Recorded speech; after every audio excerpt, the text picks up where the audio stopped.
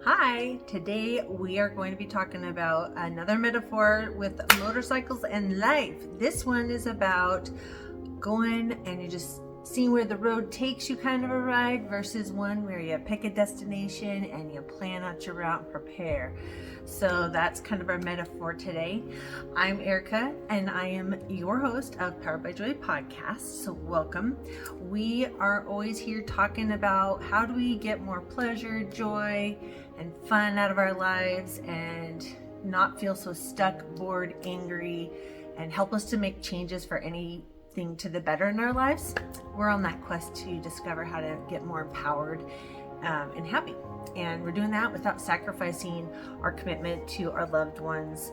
And that is always so important. Like I enjoy saying sometimes I'm like, you need a little woo-woo with your vroom vroom, but sometimes you need a little vroom vroom with your woo-woo. So that's how we're going this direction today. Okay, so we can do the same thing with our life.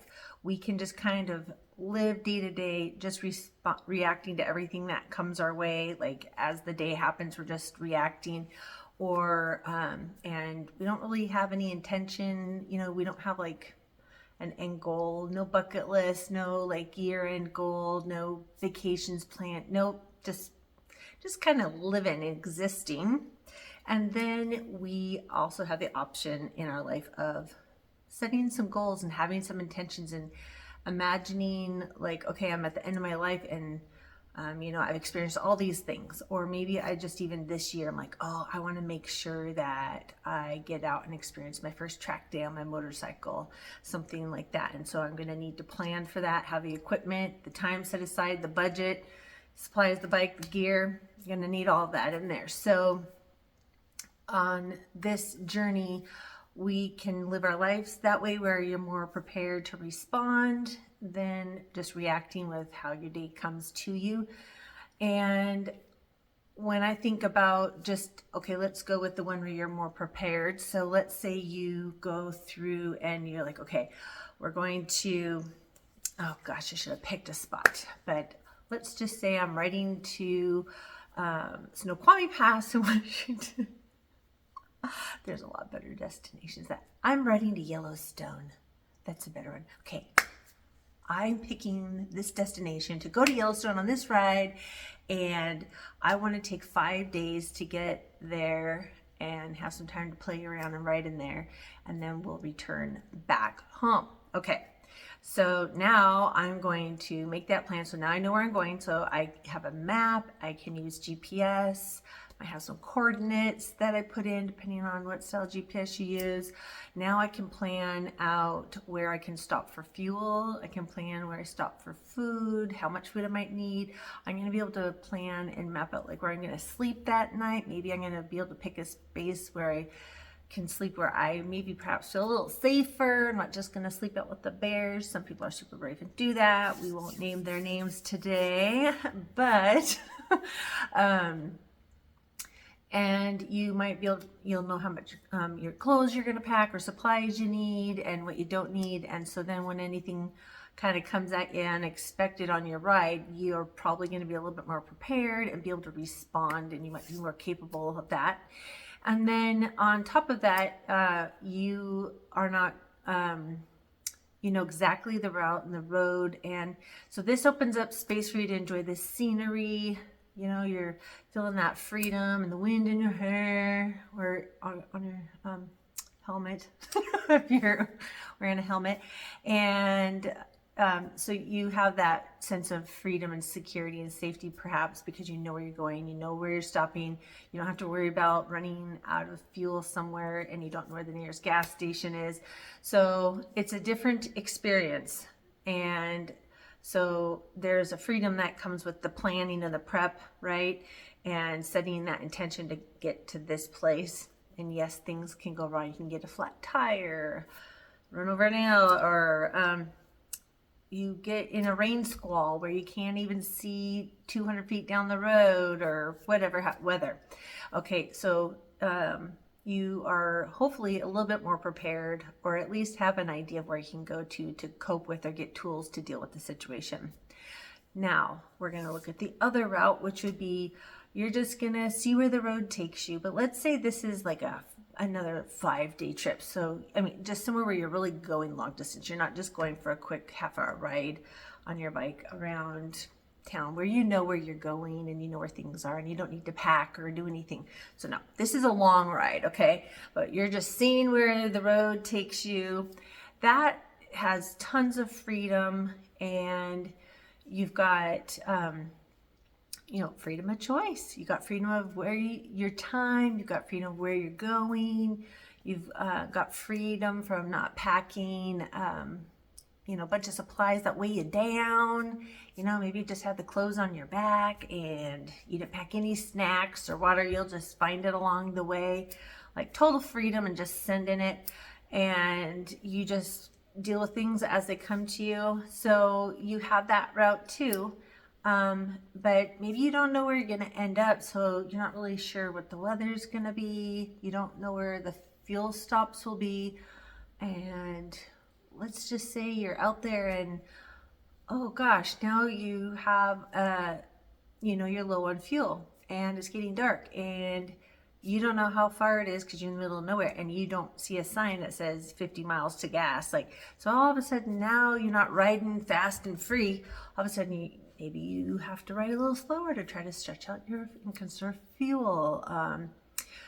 I'm going to guess that maybe you're not taking in the scenery and enjoying the ride quite as much. You're not enjoying the pleasure in this situation because you're stressing out about running out of gas on the side of the road. And maybe, if we don't have any supplies, you might be out of luck. And another one would be you maybe just turn down a road and follow it and you run it out and maybe it ends in the middle of the freaking mountains where there's no signal or GPS or way to get you out of there. And night's coming and you now realize you don't have enough fuel to get back to where you were at fuel last. These are all things that are probably going to take some pleasure away from the experience of this ride.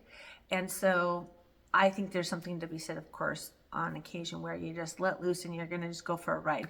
But when we're looking at it as a metaphor for life and we're thinking about sending it. So I will tell you about my own story personally. I think especially having had kids and stuff, you have to have a lot of structure and working a 9 to 5 and Monday through Friday. And there was schedule, you got to keep to it and stuff. And then after the birds left the nest, the baby birds were gone, there's some more freedom. And being self-employed, I had more freedom of how to make my schedule. So I really went kind of hard, I don't know what structure. I just took a hard turn away from really rigid structure and I hated the word structure. So I was in coaching. She's like, what do you think of when you hear the word structure? And I was just I feel claustrophobic and I hate it. I don't want anything to do with structure and a committed, rigid anything. I wanted it to be flowy and free and not constrained. So, I went kind of on that journey of especially around my time and what I was doing with my schedule and just everything in that way. So I had to go on this journey where I experienced that, not having that. So then you're in reaction mode all the time. And when you're in real estate, you do have your appointments and things, but anything that wasn't a scheduled appointment, I was just I don't want to, I'm not getting up at 5 a.m. I'm not that person. And I finally had the freedom to sleep in later than most people. And I wanted that and I desired it. And I'm a night owl. And so I didn't make the early mornings and I wanted to just have my time not as structured besides my commitments to my clients and my work. And so, as I got through the coaching and was introduced to just more mindset and shift and how, if I want my life to look and be a certain way, how to get there easier, it was oh, okay, I just had to learn to change some of the wording around structure. And so instead of having time blocking, Like, I've created this thing that I call my time flow, and I'm actually going to do a whole episode or two about that, which I'm super excited about. And I can't wait to share that method of using my time and my schedule and accomplishing my dreams and goals within that structure that's more feminine and flowy and it has worked really well for me. And so I spent a lot of years in that really masculine, structured, time blocking, very rigid schedule and use of my time and energy. And having spent that time, I felt ready for a different experience that was more in my feminine energy. And so all of that, bring it around back to the ride. So you think about, if you are the person that has chose a destination, you have the opportunity to pack your food, supplies, clothes, tools, possibly. You know where your fuel stops are. You know where you're probably going to be sleeping, right? And you know that you're going to have your needs met, or where you can go to get your needs met. And that gives you that, like I said, opposite kind of, there's a freedom that comes from that. And what's happened for me as I've gone on this journey, I'd say about 5 years now, I've gone on this journey where I've embraced more and more, I'm going to say the word structure, because that is what it has been. And so I've become this person that absolutely loves, I did not use a planner. Like, I used Google Calendar. I didn't believe in all that stuff. Well, then I got introduced to vision boards. And so I tried that. I think my first one was in 15 or 16. And just started helping me have like this dream for a life that I wanted, and like having a vision, where before I was just kind of surviving day to day. Like, my life was lived just in reaction to getting by and surviving. I just wanted to raise the kids and get to work and do the things and pay the bills. And this was when I started like really going, like, what would my dream life look like? Like, what are some things that would be amazing to have happen and experience in my life before I croak? So I made that. And so it started giving me a target and destination by looking at that vision board and like making time to like think and dream. And then going backwards is like, okay, well, I know I want to spend this summer going to the track days, and so I have to have a budget for that. I need to have a bike for that. I have to have the gear for that. I need to have the skill set for that. And so engineering backwards so I could make sure I had that experience come into my life took some planning and preparation and structure, which is that masculine again. But when I get to the track, it's all very masculine, but it's also my place of play, and I feel a lot of joy and happiness and connection with people there. And even when I'm out riding on the street, same thing. And so that's what fills my cup back up. And so that's my feminine coming in. So we got a little bounce going on, having both of those in there.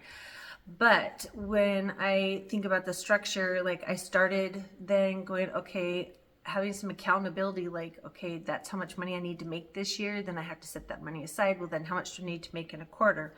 Okay, well, then how much do I need to make financially in a month? And then, so what activities do I need to be doing each week and each day to get to that goal, so I can have that fun experience or have that pleasure of going and riding on my bike? So that started requiring of me to set intention and time aside and money aside and planning. And so now, fast forward, I've become like a total planner junkie. Like, is almost embarrassing, but not. I don't know if you've heard my other episode, I talked about having a sticker book. Well, there are stickers with planner books, with planning books, and you do them each year. And so I use those, and I put my vision boards inside my planner now.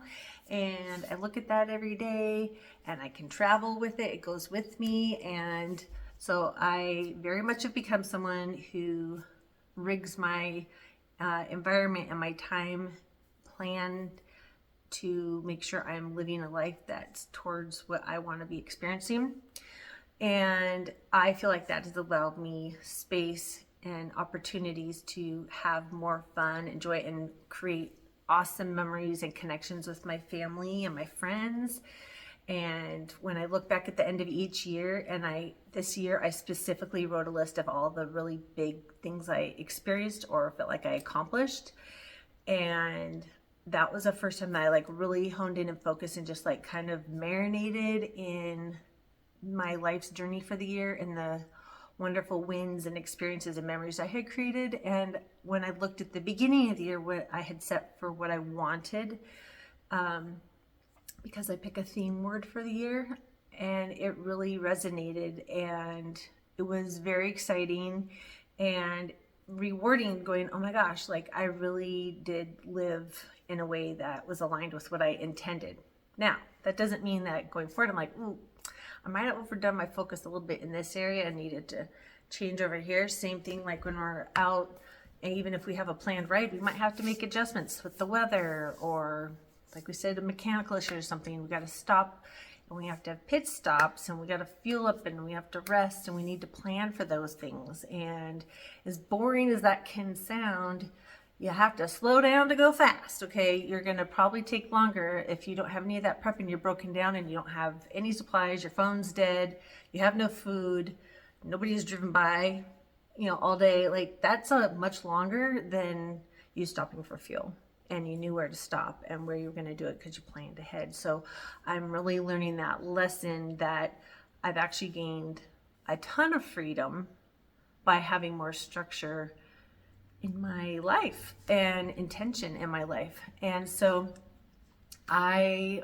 like to think of it as, some people are like, well, I don't know how would I even know like where to start with like picking a destination, like, because that's like, what? Okay, so here's what I want you to do.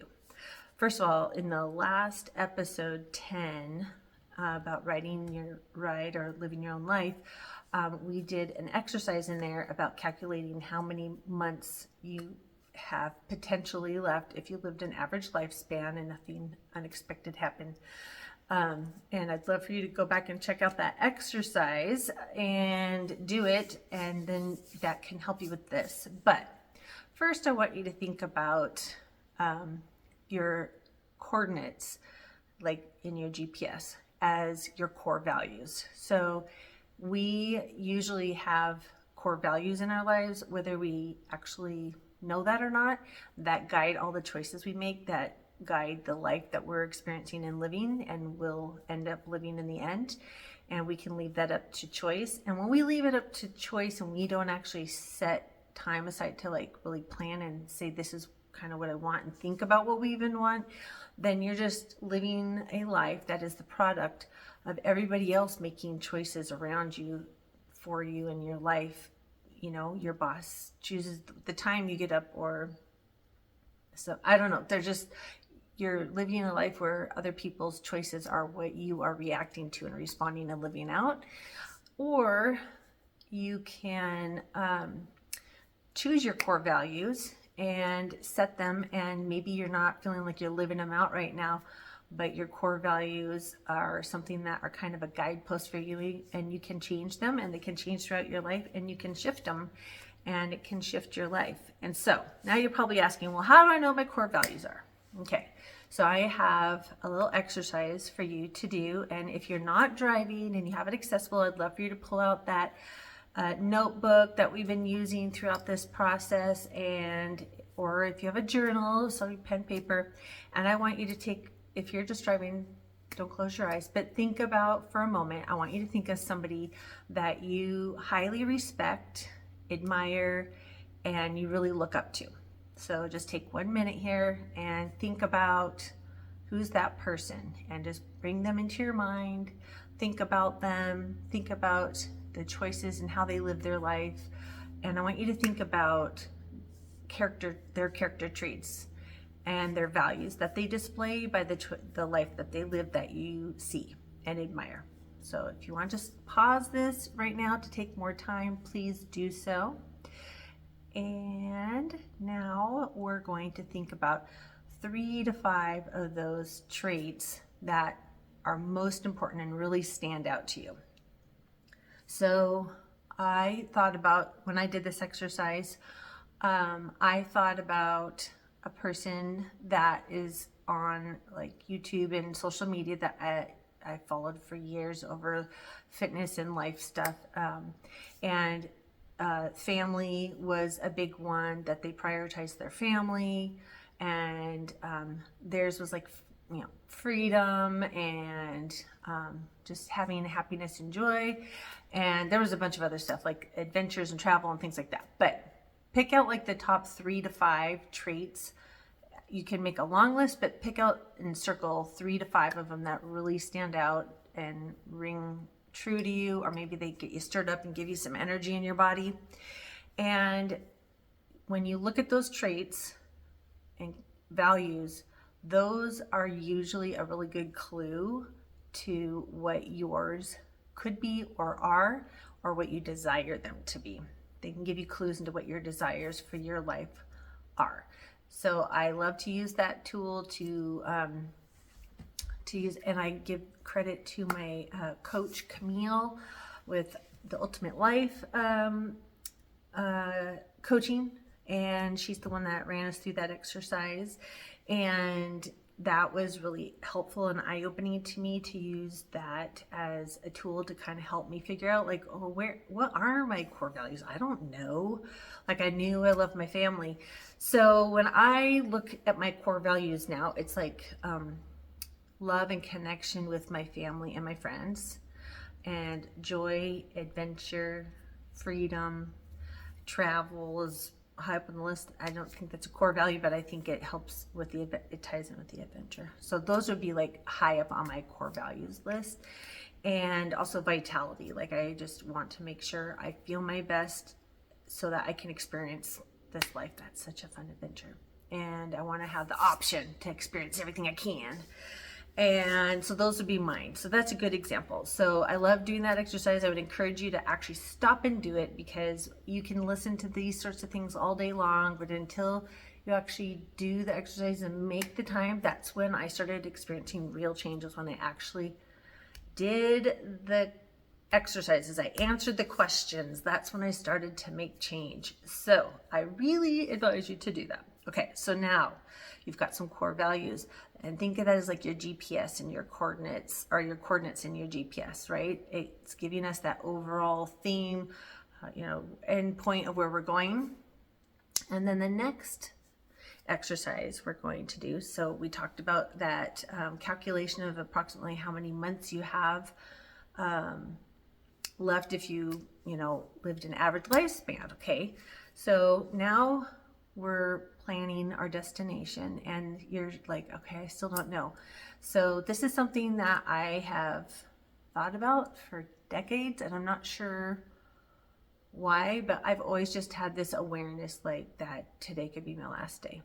And when I see my friends and family, I'm like, something could happen and I might not see them again. So I want to make sure when they leave my presence that they know I love them and care about them. And I am not going to say that I knock it out of the park all the time, but I feel like that's really important to me. And I also feel like that helps me be really present when I'm with, because I just think, well, you don't know how much time you have with the person. And so I have just had this awareness of end of life. I did have an end of life experience of my own that I made back from, thanks to my dad bringing me back when I was a child. So I don't know if that maybe has always been part of my brain makeup since then, when I was like 7 or 8. And I like to think about, if I died tomorrow, like, what would my legacy be that I left behind? Like, how would people describe me, and what would they talk about and say I left behind? Like, what was the impressions and the way I made them feel? You know how they say the thing that people remember is how you made them feel? Like, what would people speak about? So you can do it as a eulogy exercise, or you can think of it as like, that's probably the easiest summary, is to do it where you write your own eulogy. And that is another exercise I did with my coach, but that is a practice I've had for a long time. I just did it where I thought about like, okay, like, how do I want my kids to talk about me at my funeral? Like, if I died tomorrow, and then trying to live thinking about those things. And so I want them to see me living my life on purpose, that I'm purposefully living in a way that brings me joy and love and connection and adventure. And I just think those are so important in my life. And so I want to have that vitality, and I want them to be like, oh, she just did what she could to make sure she was in her full health so that she could live this life full of adventure, love, and joy and connection. And so that would be my hope. So hopefully I'm living that and setting that example and leaving that legacy behind. So what's the legacy you want to leave behind at the end of this ride? And what's the view? What's the scenery? What scenery do you want to look back on? Do you want to look back and you don't really have any significant memories because you didn't create experiences in your life besides watching TV? So you don't remember going out on a ride on your motorcycle, or going for a walk with your grandchild, or going fishing, or going somewhere and seeing the sea if you've never been to the sea, or the mountains. Whatever that thing is, there's so much, even just in nature alone, that we have the option to go be in, that evokes emotions, and that ties and helps you create memories that you remember. And it's even better when it's shared with other people, especially ones you care about. And so let's look back at the scenery and have it full of these joyful moments and memories. And yes, there's going to be the other side of life where there's pain and struggle and stress and loss. And I've been down those roads too, and maybe that helps me really stay in gratitude and appreciation and really value every day, that I'm hoping that I'm creating experiences with others and connections with others, so that when I'm laying on my deathbed, I'm like, whew, what a ride. That was an epic ride. Epic scenery. That's what I want. That's what I want for you. I want you to get to the end of your life and have epic scenery to look back on and not be like, fuck, that was the most boring, lame ride. And I got lost, and I just was stressed the whole time. I didn't even get anywhere. I never got anywhere. I never got to an end destination. Don't do that. You've got so much time here, so make it worth the ride, okay? So yes, you have your times where you step away and you have a little freedom vacation. You're not rigid, step away from your planning, but it can bring you more freedom and joy when you have a destination in mind. So I hope that these exercises were super helpful in like creating some core values or getting some ideas, because listen, like, you have to value spending time thinking about your dreams and desires. We were brought here to live out our desires, and when we align with those and they're coming from a place of love, then we are fulfilling our life's purpose. And so many people are like, what's my purpose? I don't know what purpose is. Well, guess what?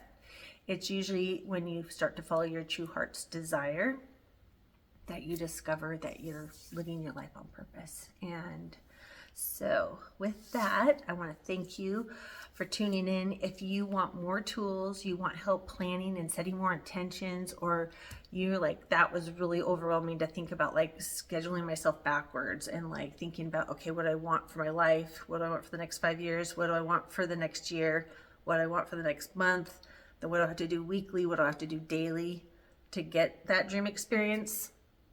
That can feel pretty overwhelming. And I've learned those tools. I've got some systems that I love. And I have had the privilege and blessing to be able to say that I have had weeks where I've looked and gone, I am literally living my dream week. Have you ever taken the time to think about what would your dream week in your life look like if you could pick your dream life? Like, what would it look like? And mine, of course, involved motorsports and family and fun. And it also involved me exercising, taking care of business too. But how many of you can even say you even know what your dream week would look like if you aren't taking time to figure out what your desires are? And I want that for you. I want you to know what that dream week would look like. And if you want help getting clarity on what that looks like, you can go into the show notes and figure out how to connect with me one-on-one, and we can dive deep together and make that plan so you can have that dream week, and then you can have an awesome destination. This stuff excites me. I don't know if you can tell. So again, I said thank you for listening and joining. I hope you found this super helpful, and we will connect soon. And the other thing is, I'd love it if you would share with others and subscribe to help me grow my community and let other people know about the tools that you're learning about here. And that will help everybody have a more joyful life, hopefully, on this quest for more joy and pleasure.